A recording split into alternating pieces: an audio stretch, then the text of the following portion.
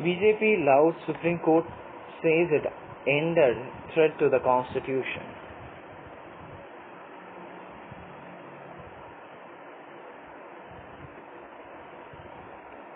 BJP on Wednesday praised the Supreme Court verdict which declared that a diverse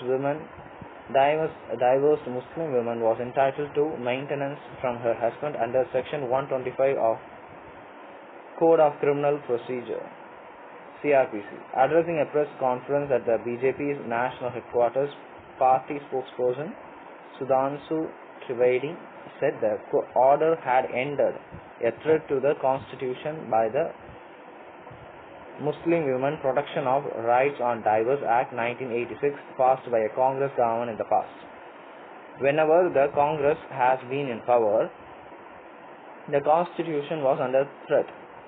It was under the Rajiv Gandhi government that a decision was taken which gave primacy to Sharia over the constitution. The prestige of the constitution, which was crushed during the Congress government, has been restored by this order. The verdict has ended one of the big threats posed to the constitution, he said. In what is popularly known as the Shah Banu case, the Supreme Court in 1985 had allowed her plea for alimony from her husband after she was divorced. However, the then Congress government passed a law in Parliament to overrule the verdict following protest from conservative Muslim groups. Mr. Trivedi said the verdict should be seen in light of the restoration of equal rights rather than of religion.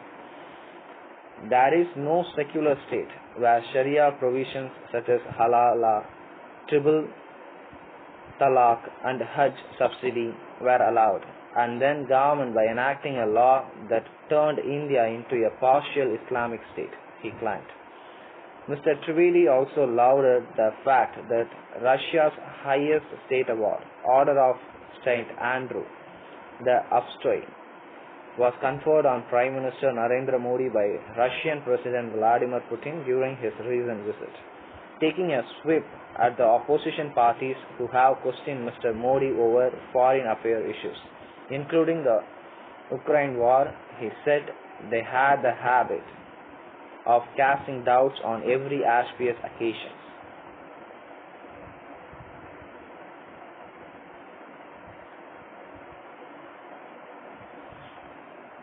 Supreme Court judge says men should share funds to empower their homemaker wives. Justice Nagaratna says empowerment of vulnerable wife will make her more secure in family. She made the observations in a separate opinion holding Muslim women's right to maintenance. An Indian married man must become conscious of the fact that he will have to financially empower and provide for his wife who does not have an independent source of income. Justice B.V.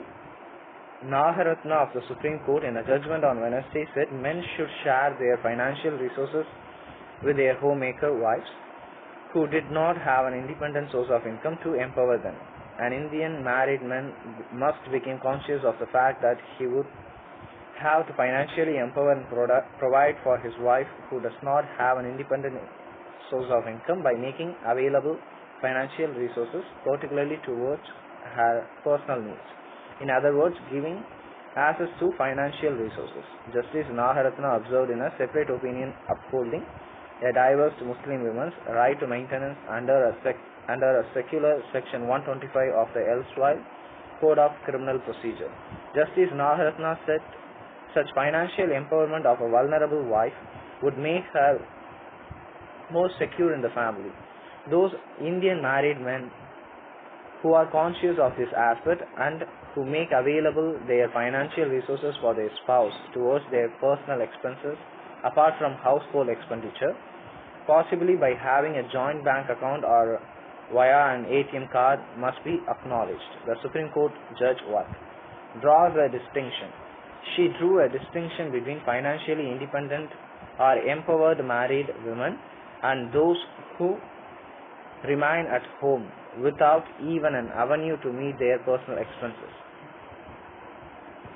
It was well known that such an Indian homemaker tries to save as much money as possible from the monthly household budget, not only to augment the financial resources of the family, but possibly to also save a small portion for her personal expenses.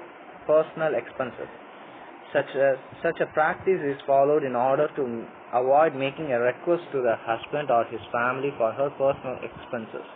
Justice Nagaratna observed, most married men in India do not even realize the predicament of their homemaker wives, whose request for expenses may be bluntly turned down by them or their family.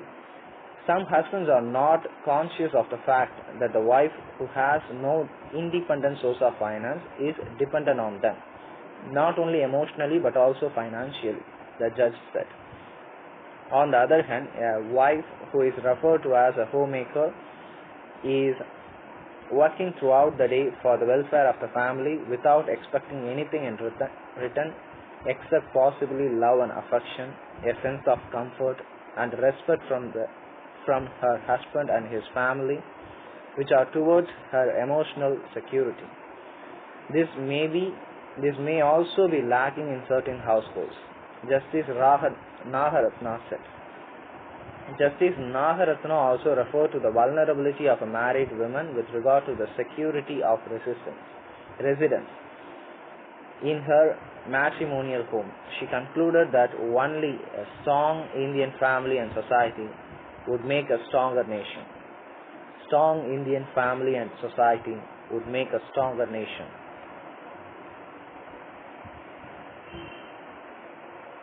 In a first, Bihar police to conduct 3 transgender sub-inspectors. My journey as a transgender person has not been easy. I have had to face frowns, says Mavi Madhu Kaishap. For the first time in the state's history, 3 transgender persons have cleared the recently concluded Bihar Police Subordinate Services Commission (BPSSC) exam and are set to join the police force as sub-inspectors. The result of the examination, which were announced on Tuesday, saw 1,275 candidates making the cut from more than 6 lakh aspirants for the police post. Of them, 822 are men, 450 women, and 3 belong to the transgender category. Mavi Madhu Kaishap, a transgender woman, was thrilled with the outcome. My journey as a transgender person has not been easy. I have had to face taunts from the public, and my family also had to suffer, the 23-year-old said, adding that she had to leave Bhagalpur, her hometown, and move to Patna for 9 years to escape the societal pressure. Proud of my identity, 2 years ago, she underwent a surgery, causing her to lose out several months of preparation for the examination. My goal has always been to become a civil servant, but I cleared this exam to don a police uniform and become self-independent first, she told media persons in Patna. Now I feel proud of my identity. One must not complain about things like gender, but should instead sincerely try to achieve one's goal, she added. Interestingly, the 2 transgender men who also cleared the exam, Rohit Jha from Sitamarhi and Bounty Kumar from Muzaffarpur, studied with Ms. Kaishap in the same coaching center in Patna. I initially faced a lot of difficulty in securing admission to the coaching institute to prepare for the BPSSC.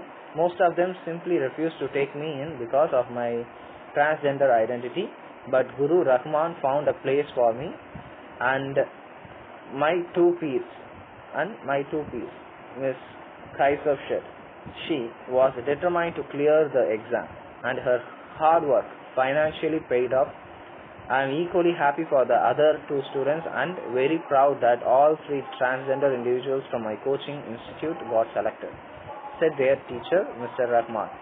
Following a Patna High Court judgment in 2021, the state government had asked the BPSSC to recruit persons of the third gender into the police services and the Home Department. The government had also filed an affidavit before a two-member bench of the High Court saying that it would post a sub-inspector and 4 constables from the category in every district of the state. Numbers challenged. According to the latest state caste survey conducted in 2022, the transgender community makes up only 0.0006% of Bihar's population, with just 825 members. The numbers, which present a sharp contrast from the 2011 census that had pledged the number at 40,827 members, have been challenged by their activists in the state. But the move to induct transgender persons into public service has been lauded by many. I feel proud of Madhu and her peers. The results will motivate other members of their community to achieve anything they want in life through hard work and dedication, said Patna-based transgender rights activist Reshma Prasad, who works for the upliftment of the community through her organization Dostana Safar. Meanwhile, Ms. Kaishyap said she hoped her achievement would trigger a change in her village. I plan to visit home in my police uniform and tell everyone I am not ashamed of my gender, she said, adding that she hoped she had done her mother and 3 siblings proud. A case of people versus population.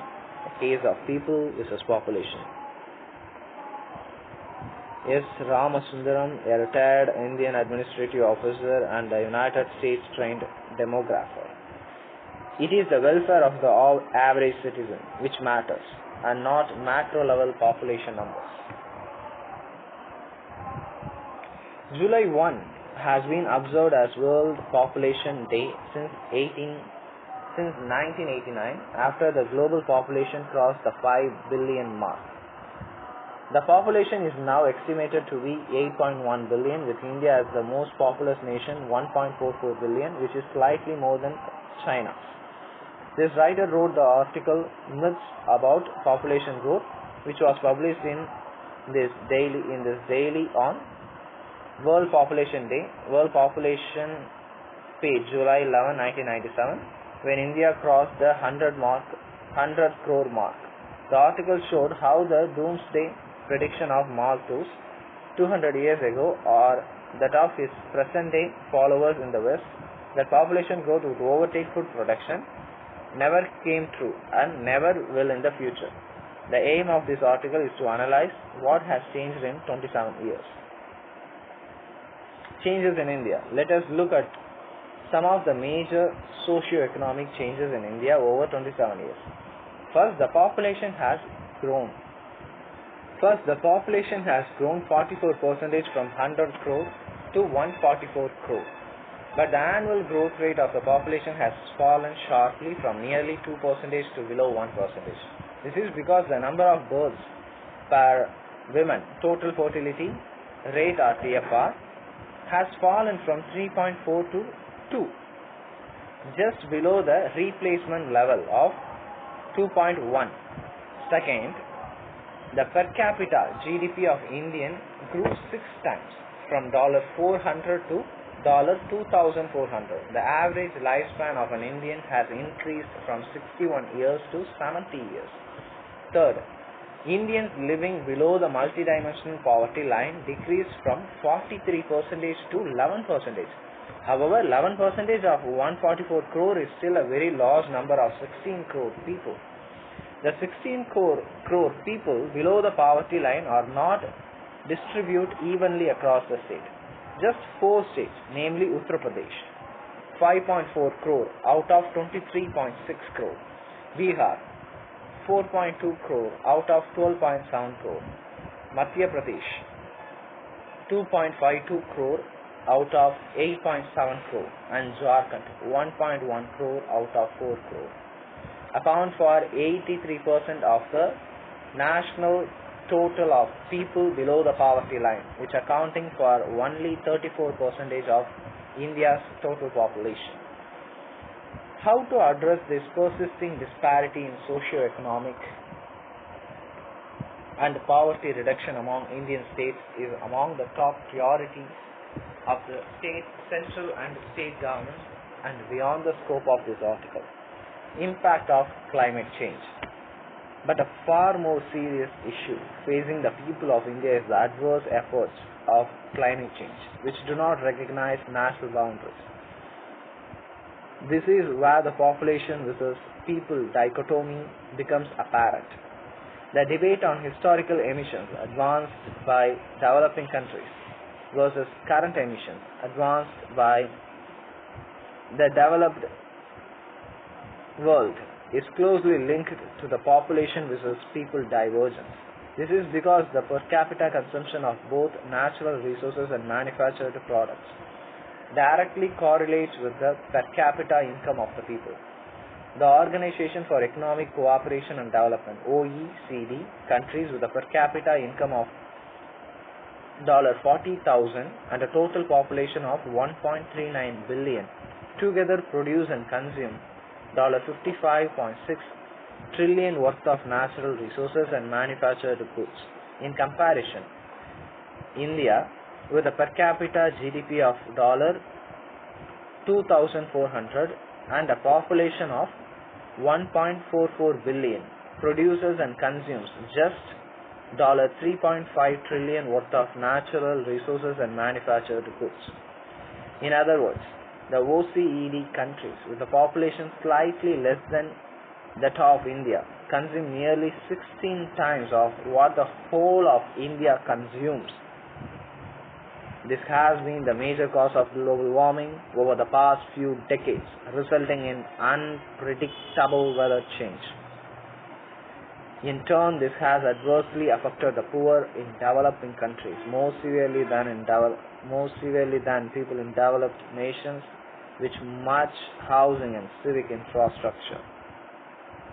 With 11% of its people still below poverty line, India will continue to accord priority to economic growth over climate change mitigation measures, and rightly so.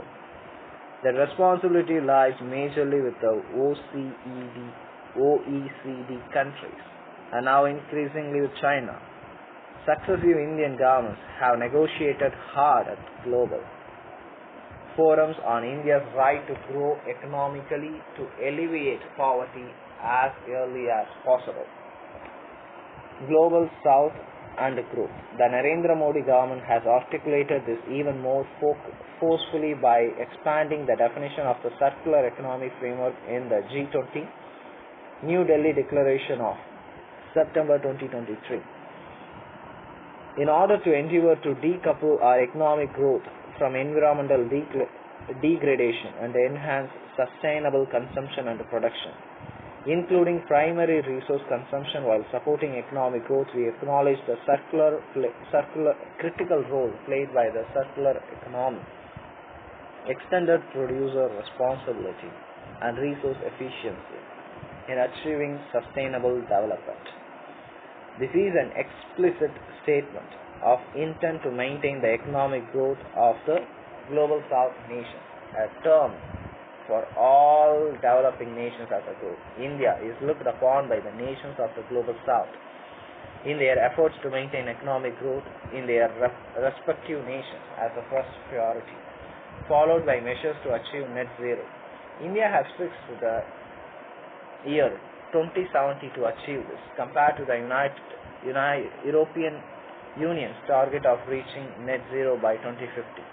But India would strive for zero poverty within the next decade.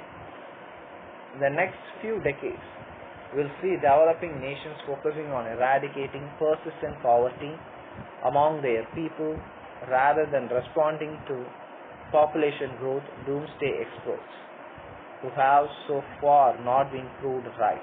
a Tamil poet, Subramanya Bharati, said nearly 100 years ago, Tani oruvanukku unavillai enil indha jagathinai alithiruvom. Even if one person does not have food to eat, we will destroy the world. So it is the welfare of average citizen which matters, and not population numbers at the macro level.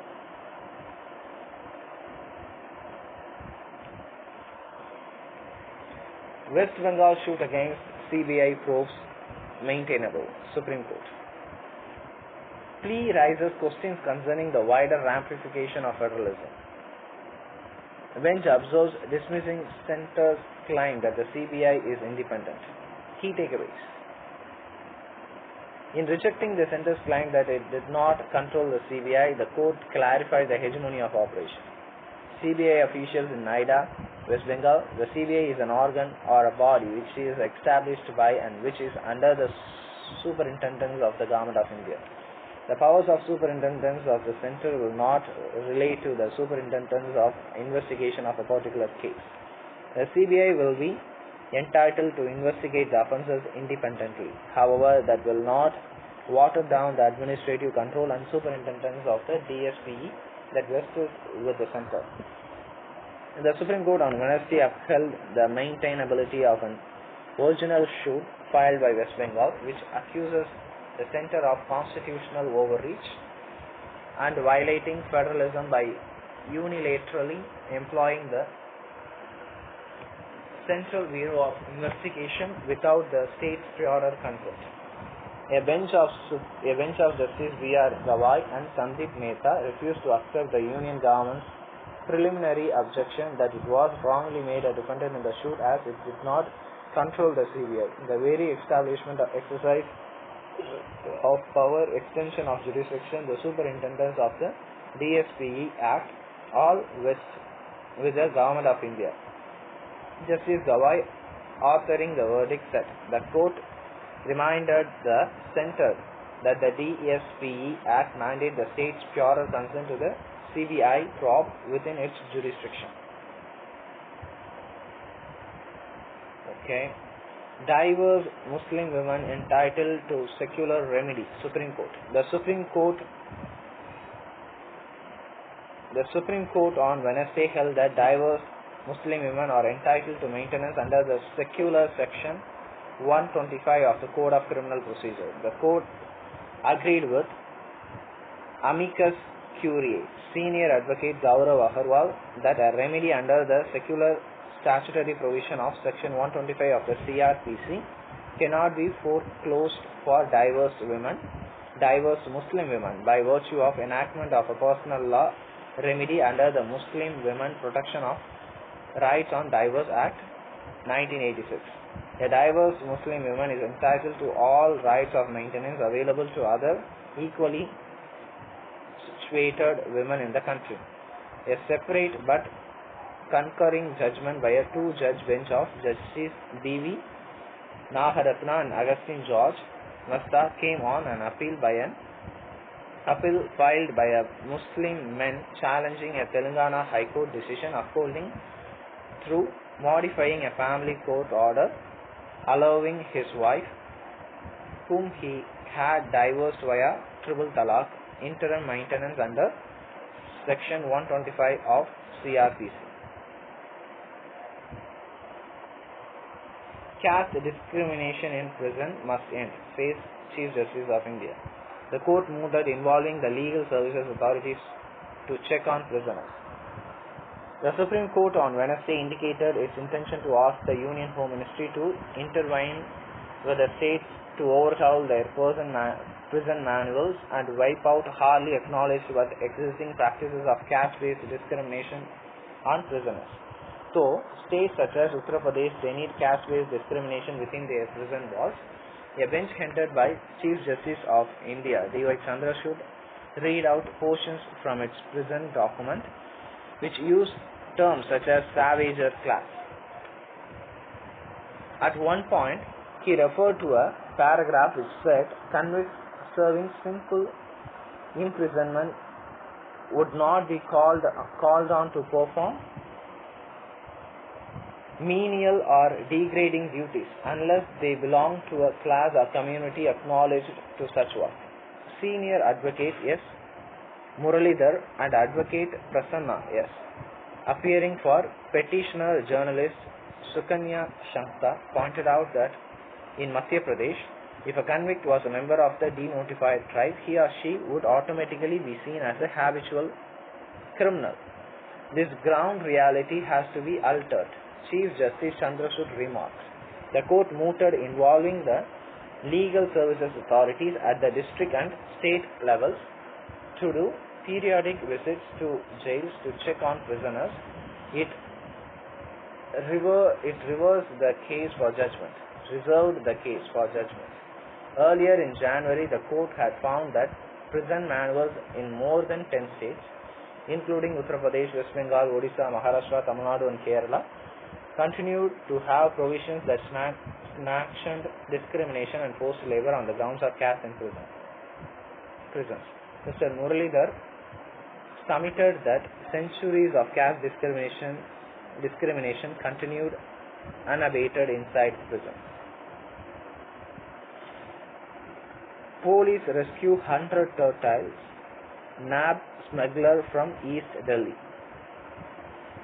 The police rescued almost 100 turtles and nabbed a smuggler from East Delhi's Gita colony. A case has been registered against the accused under the Wildlife Protection Act and Section 11A of the Prevention of Cruelty to Animals Act.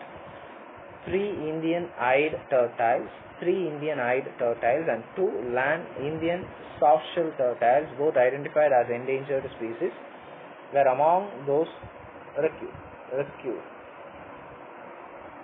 Sweltering heat, torrential rains. Okay.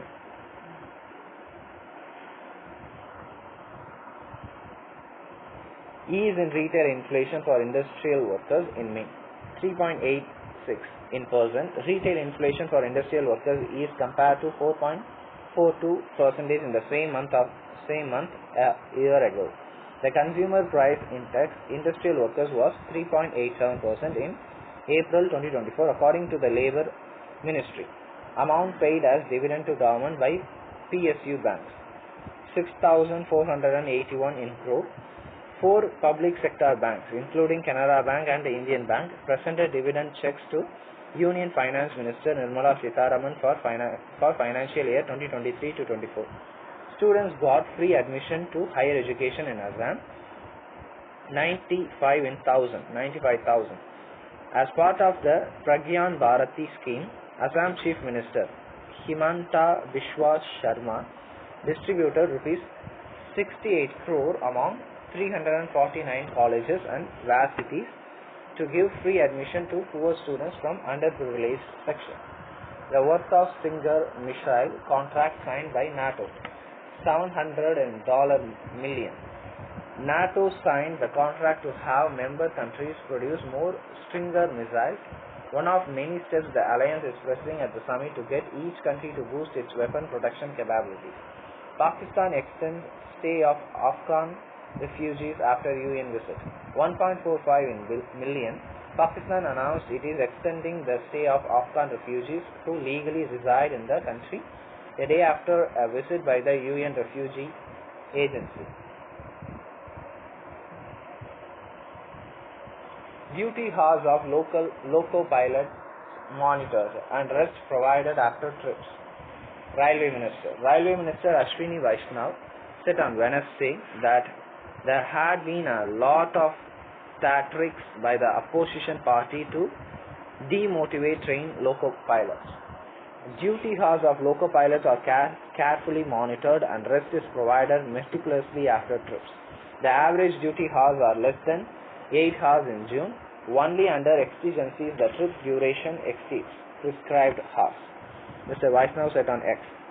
Mr. Vaishnaw's clarifications come following a leader of the opposition, Rahul Gandhi's interaction with loco pilots weeks after the Kanchenjunga Express train accident in West Bengal claimed lives of at least 10 persons. Mr. Gandhi stated earlier on X that many loco pilots had complained about long working hours and double duty.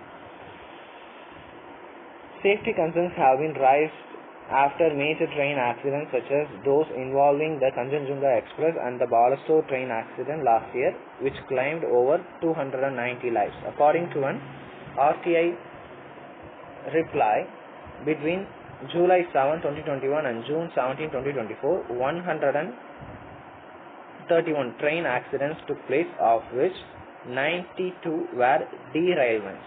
In these derailments, 64 were passenger carrying trains and 28 were goods trains. The reply to the RTI plea filed by Maharashtra-based activist Ajoy Ghosh stated, Mr. Vaishnav said loco pilots operated train locomotives from loco cabs. Before 2014, cabs were in a bad shape. Now cabs have been improved with ergonomic seats, and more than 7,000 loco cabs are air conditioned.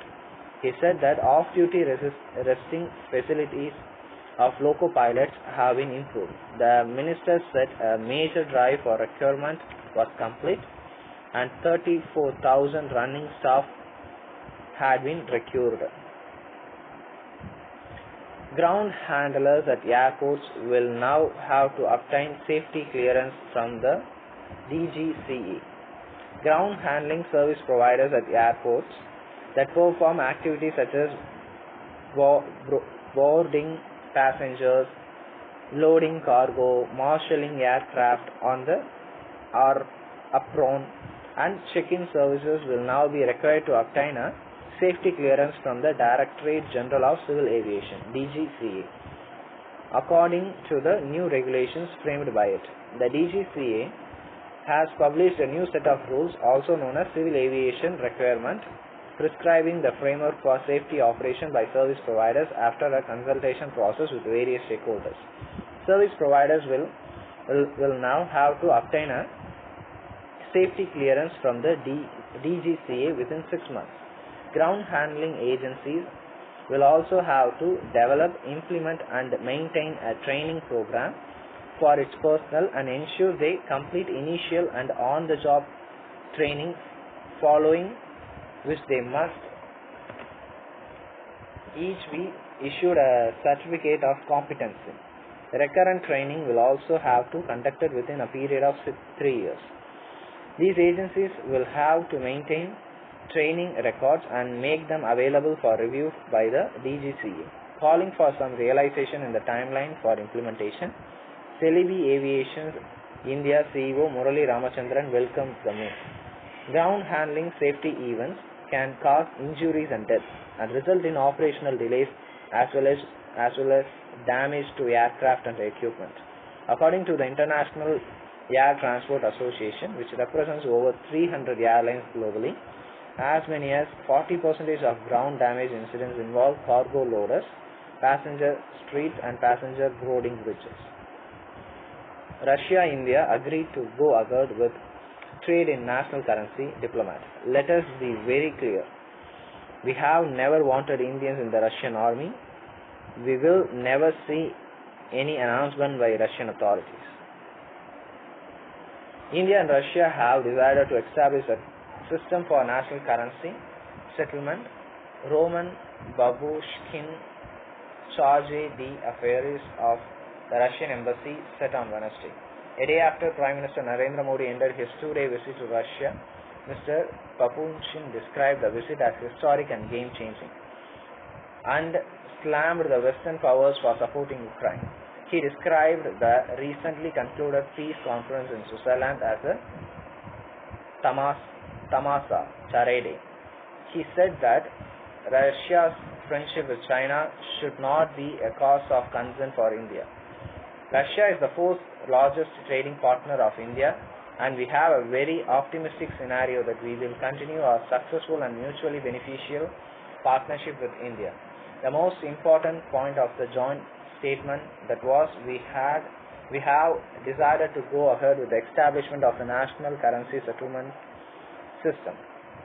Mr. Babushkin said, presenting an overview of the discussion between the Indian and Russian delegations in Moscow during the visit of Mr. Modi. Mr. Modi visited Moscow on July 8 and 9 and held both delegation level talks as well as one-on-one discussions with President Vladimir Putin. Mr.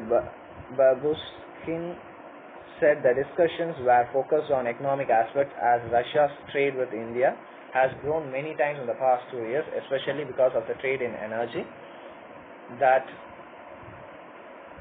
rapidly expanded after Western sanctions were imposed on Russia following the launch of the special military operation against Ukraine in February 2022. The two leaders also discussed the issue of Indian nationals who were fraudulently inducted into the Russian fighting forces and deployed for action on the Russia-Ukraine border. Echoing Moscow's assurance, Mr. Babushkin said that the Indian men would be sent back soon, but he argued that Russia did not want Indians to be part of the Russian forces. Let us be very clear, we have never wanted Indians to be part of the Russian army. We would never see any announcement by Russian authorities on this, he said. NGO working on rights issues losses FCRA registration. Ministry tells CACIM that cancellation is due to incorrect fillings of returns in 2018 and 2019. Center for Financial Accountability is one of its projects. The Union Home Ministry on Wednesday cancelled the Foreign Contribution Regulation Act FCRA registration on the parent entity of the Non-Profit Center for Financial Accountability (CFA), which monitors and critically analyzes the role of financial institutions and their impact on development, human rights, and the environment.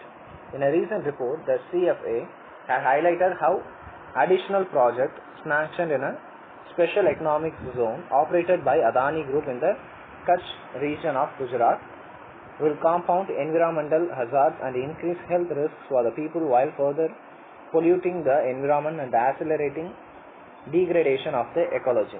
In December 2023, the CFA organized an online meeting with the All India Bank Officers Confederation to discuss the issues faced by public sector banks and the road hazard. Speaking with the Hindu, Joel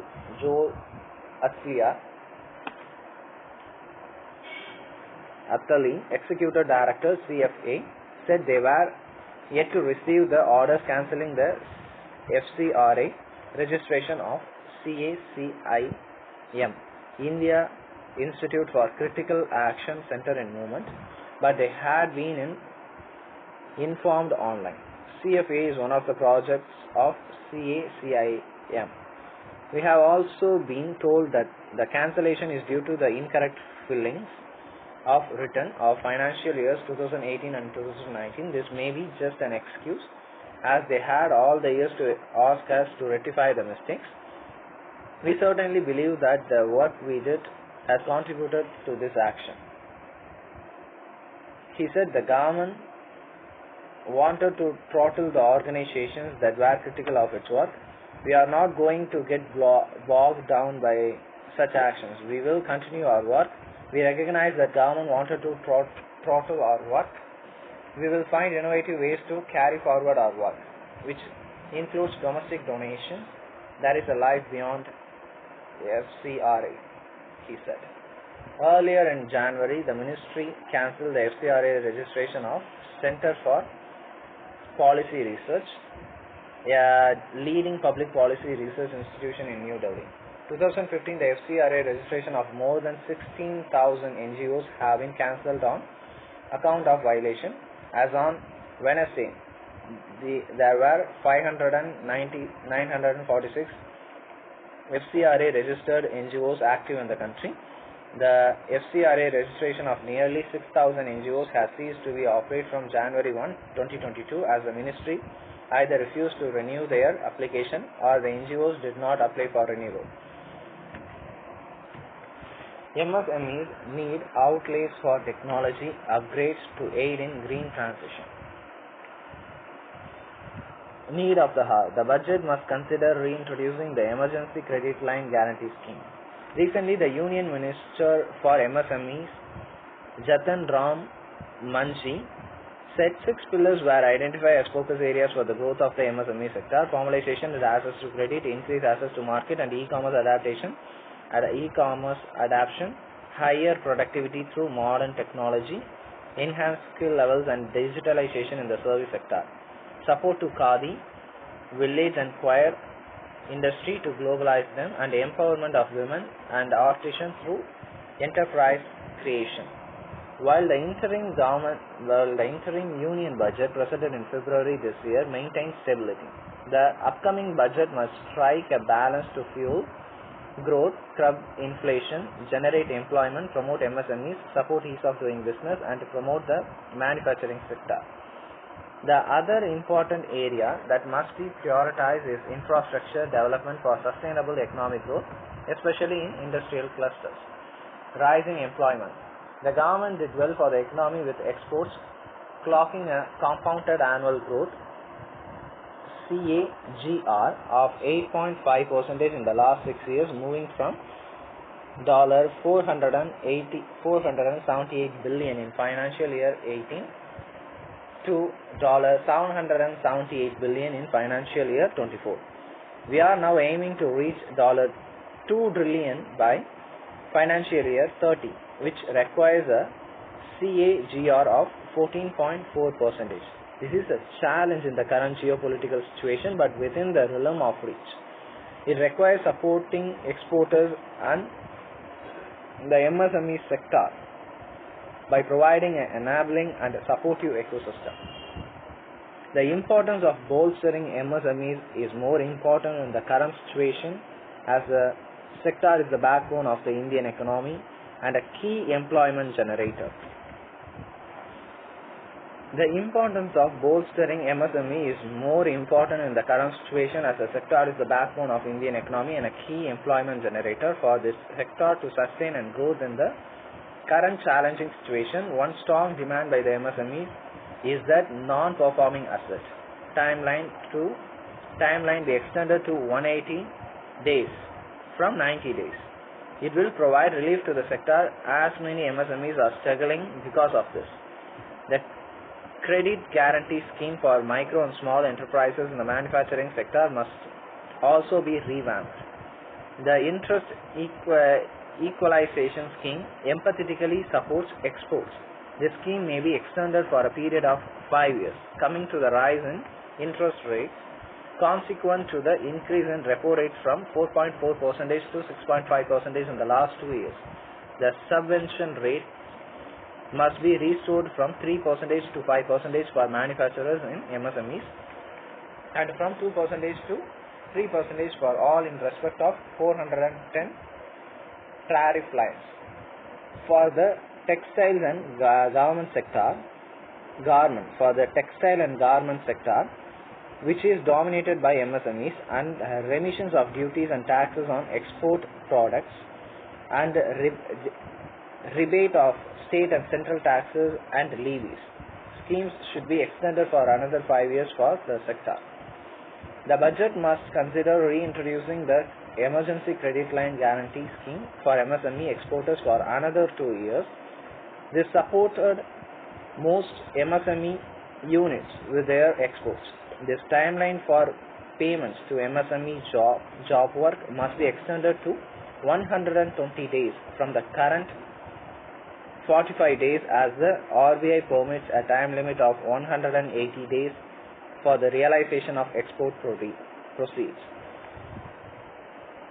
Unless the payment from buyer are realized by exporters, it will be difficult to pay MSME workers, which will create fund flow issues for exporters. Another flagship scheme of the government is the PLI scheme, which is working well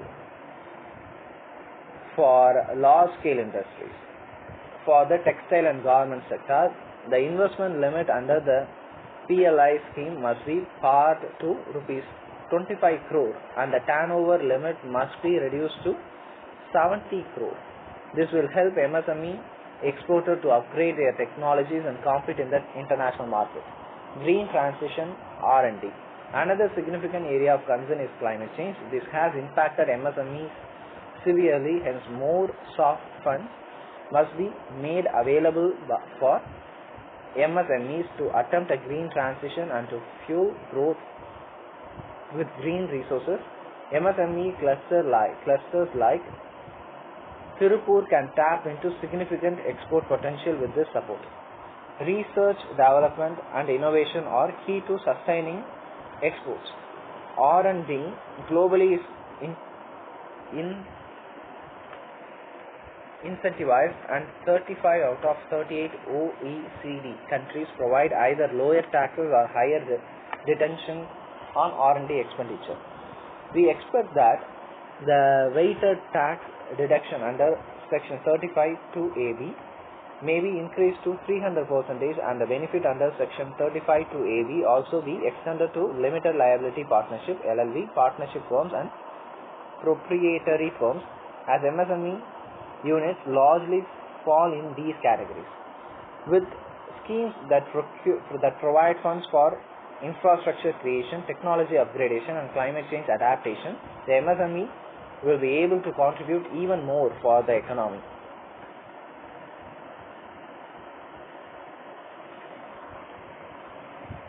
Yerevan. Armenia and Azerbaijan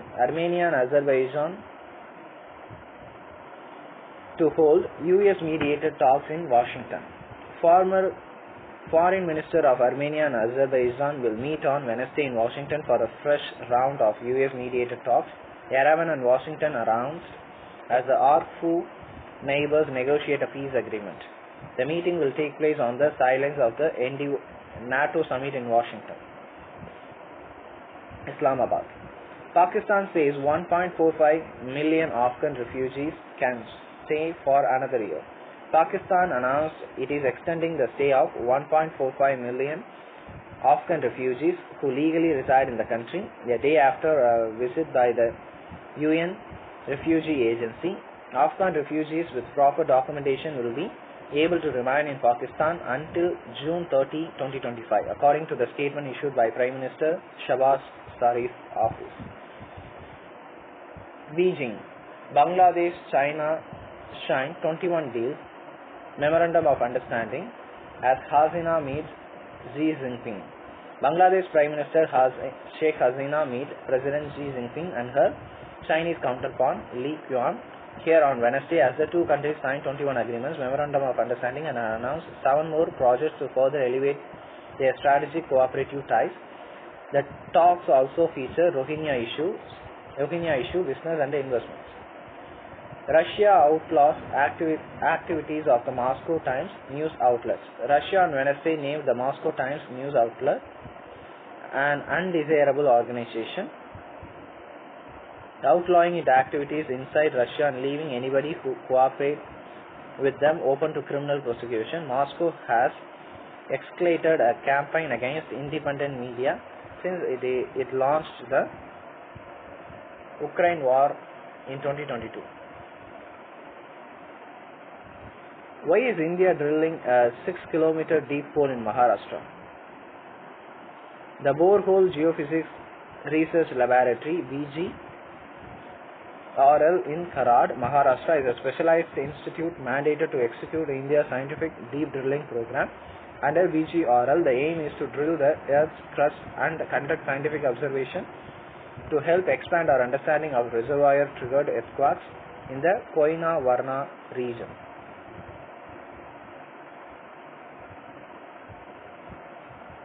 Deep dive. At the deep drilling site in Koyna region, Maharashtra, the towering drilling rig is seen surrounded by associated equipment on an on-site mud logging unit, gas analysis lab and a geological studies lab.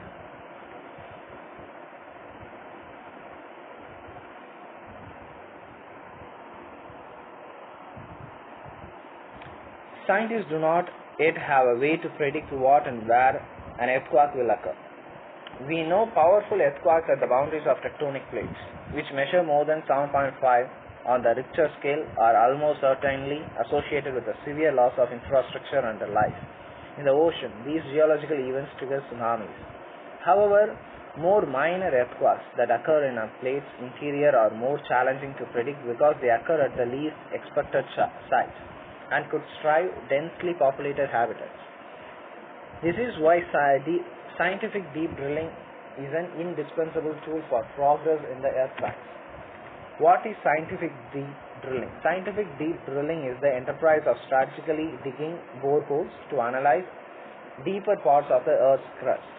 It offers opportunity and access to study earthquakes and expands our understanding of the planet's history, rock types,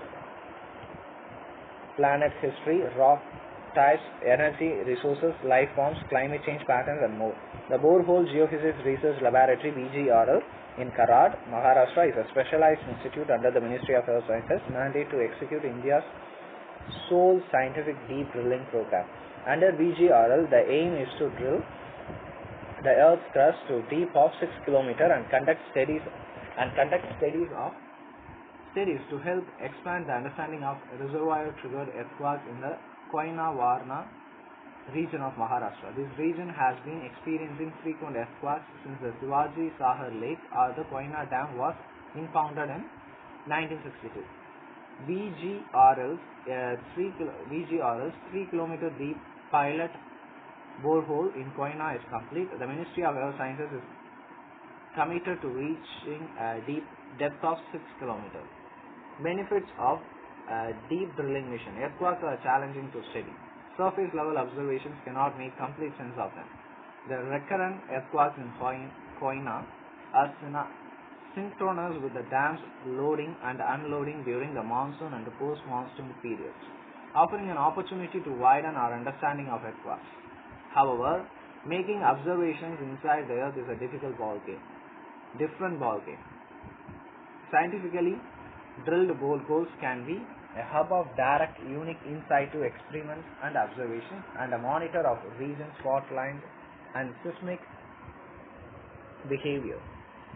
They also provide exact and fundamental knowledge of the composition of the Earth's crust, structure, and processes, and help validate models based on surface studies. Thus, it can inform a range of societal problems related to geohazards and georesources. Investing in scientific deep drilling can also help expand scientific know-how and technological innovation, especially in seismology, the study of earthquakes. It can also spur the development of tools and equipment for drilling observation, data analysis, sensors, etc. Challenges of scientific deep drilling. Scientific deep drilling is the best tool to study the Earth's interior. Other ways include geophysical measurements of Earth, geophysical measurements of seismic speed, wave speed, gravitational and magnetic fields, and electrical conductivity from the near surface. Scientists can also examine crust fragments brought from deep underground to the surface. But scientific deep drilling remains the most reliable method because it helps get direct insight to and near source measurements. Researchers can also capture rock and sediment cores aligned with the Earth's timeline from within the borehole. It is also labor and capital intensive. The Earth's interior is a hot, dark, high pressure region that hinders long and continuous operations. Even with these challenges, however, scientific pursuits are important. Expanding earth science research, especially of solid earth, is crucial. Aside from earthquakes, this is because many surface phenomena, the composition of water and air, their availability, and the resulting interactions with climate-affected phenomena are linked to what happens inside the Earth's crust. What is the drilling technique? The Koyna pilot borehole is about 0.45 meters width at the surface and roughly 3 km deep. It employs a unique drilling strategy, a hybrid of mud rotatory drilling and air hampering. In rotary drilling, a rotary drilling rod made of steel is attached to a diamond-embedded drill bit at the bottom. As it penetrates the crust, it generates considerable heat due to friction, so drilling mud is flushed through the rod into the borehole to cool the drill bit. In addition to being a coolant and a lubricant, the drilling mud helps bringing rock cuttings up from the borehole. A ring-shaped space separates the drilling rod and borehole wall. The debris moves out from the space due to the pressure of the drilling mud pumped from the top through the drilling rod. The deeper the borehole, the more pressure is required to bring up the debris from this space. Air hampering pushes highly compressed air through the drilling rod to deepen the borehole and flush the cuttings out. Deep drilling operations at Koyna use a rig capable of both techniques.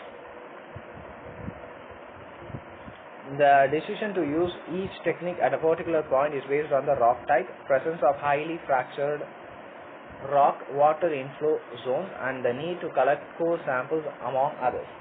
Decisions of this kind are dynamic. Operators use the mud rotatory technique to acquire cores because it allowed us to capture long, intact cylindrical sections. Where operators use air hampers, the team collected rock clips for studies of rock particles.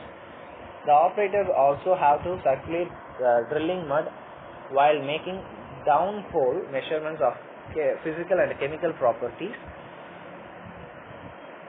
of the borehole environment using temperature, density, electrical conductivity, sonic velocity, rock porosity, and radioactive probes, while installing steel pipes to secure the borehole sides. While the borehole depth increases beyond 3 km and strikes for 6 km, the entire rig will have to be updated with exponentially enhanced capacity. In addition, increasing the depth to 6 km heightens the complexities of drilling through fractured rocks in the Koyna seismic zone and the possibility of drill rods and sensors getting stuck. Troubleshooting also becomes more complicated because of limited access to equipment deeper down the hole. Rocks at these depths are softer, so drilling mud is lost. Further, a 4 in width and 9 meter long granite core can weigh up to 200 kg, and lifting it up by more than 3 km is technically exacting. Operators will also encounter fault line and fracture zones more often, through which water can put the borehole and stall drilling. If any of the above situations arise and troubleshooting fails, we may have to abandon the borehole. Another challenge is to shear the borehole at the desired inclination of the top and using vertical control action. These requires drill monitors, imaging tools, and monitoring devices that can be turned every minute. The planning and execution of deep drilling are thus dynamic and must be foolproof. Human resources are also a challenge. The process needs highly skilled technical personnel for continuous on-site engagement for 6 to 8 months at a time in harsh weather. This was the case for the 3 km pilot borehole. For a 6 km borehole, continuous drilling will last at least 12 to 14 months. What have scientists found? The pilot drilling missions was a success and has yielded significant new information about the subsurface geological environment. For one, it revealed 1.2 km thick, 65 million years old Deccan Trap lava flows, and below them 2,500 to 2,700 million year old granitic basement rocks. Downhole measurements of core samples and conditions from a depth of 3 km have also provided new information about the physical and mechanical properties of rocks, the chemical and isotopic composition of formation fluids and gases, temperature and stress regimes, and fracture orientation. We also capture high resolution images of the borehole wall using acoustic and micro resistivity techniques. They can be used to validate data extracted from other cores worldwide. The team at Koyna also conducted hydraulic fracturing experiments to directly measure the rock's stress regime. We expect data from these experiments to be useful for many years, especially to understand the reasons for recurrent earthquakes in specific geographies. By integrating various datasets and using advanced analysis, the team could also detect buried fault zones and study their properties. One significant finding was the presence of water down to 3 km. It was found to be a meteorite or rainfed, implying deep circulation are possible. Another key finding was that the Koyna region is critically stressed. Even small stress perturbations could cause the rock to fail and potentially trigger frequent small magnitude earthquakes in the region. What next? The pilot data will inform future drilling. Modeling experiments suggest the temperature at 6 km could be 110 to 130 degree Celsius. Drilling equipment, downhole data acquisition systems and sensors for long-term placement at depth need to be designed accordingly. The Koyna data and samples will also facilitate new experiments. More than 20 research groups nationwide are already studying the Koyna samples. One is examining the gouge from fault zones to understand the frictional properties of rocks in quake-prone regions. Another is characteristic microbes on these rocks to understand life forms that thrive in hot, dark, nutrient-poor environments. Their findings could potentially yield new molecules and clues to improve industrial processes. Members of the international geological research community have also sought access to core samples for projects in emerging fields such as carbon capture and storage in the deep Deccan traps. In sum, the Koyna exercise is establishing a firm footing in scientific deep drilling for India. Its lessons will inform future deep drilling experiments and expand academic knowledge in multiple ways.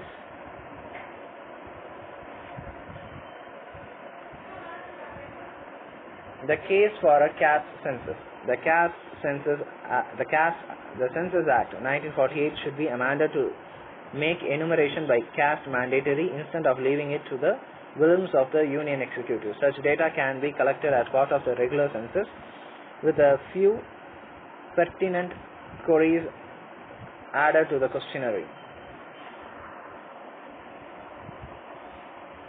The problems of social groups that have been historically discriminated against, be it by caste, race, religion, gender, disability, etc., cannot be resolved without collecting data group identity wise. The availability of caste-wise census data would help curb arbitrary demands from caste groups and capricious decision making by governments. Policymakers would be able to objectively debate and address the claims of, say, the Marathas, Panditas, Jats, or any other groups for reservation. The government should enlist sociological or anthropological experts to draw up a draft list of castes together with alternative caste names and the names of subcastes and larger caste groups. Specific to each state, publish the draft list online, inviting suggestions and comments from the public before finalizing it, and give only the list to the enumerators.